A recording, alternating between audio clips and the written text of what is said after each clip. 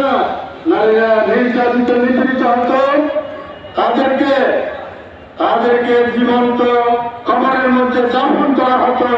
এই ধরনের অন্ধকারের একটা যুগে তিনি সোনালী যুগের সূচনা করেছিলেন কোরআনের মাধ্যমে। সম্মানিত বন্ধুগণ, তিনি সমাজ সংস্কার করেছিলেন। মদ, জুয়া, যত সব অন্যায় অনাচার, চুরি, ডাকাতি, এগুলোর থেকে মানুষ যেন দূরে থাকে, সেই ধরনের সমাজে তিনি প্রতিষ্ঠা করেছিলেন। যে সমাজকে অন্ধকারের যুগ বলা হয়েছিল, সেই সমাজের কোরআনের আলোকে আলোকিত করে তিনি সেখানে মানুষের শান্তি প্রতিষ্ঠা করেছিলেন। সম্মানিত বন্ধুগণ, মহান রব্বুল আলামিনের কাছে সেই জন্য শুকরিয়া আদায় করছি।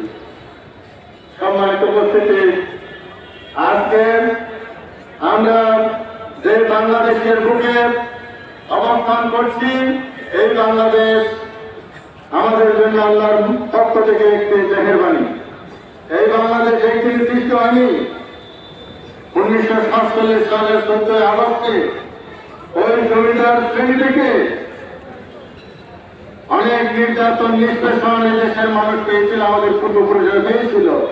নীল চাষের কথা আমাদের ভাইদের মনে আছে, যুগযন্ত্রের কথা, শোষণের ইতিহাস আমাদের বন্ধুদের মনে আছে। সেখান থেকে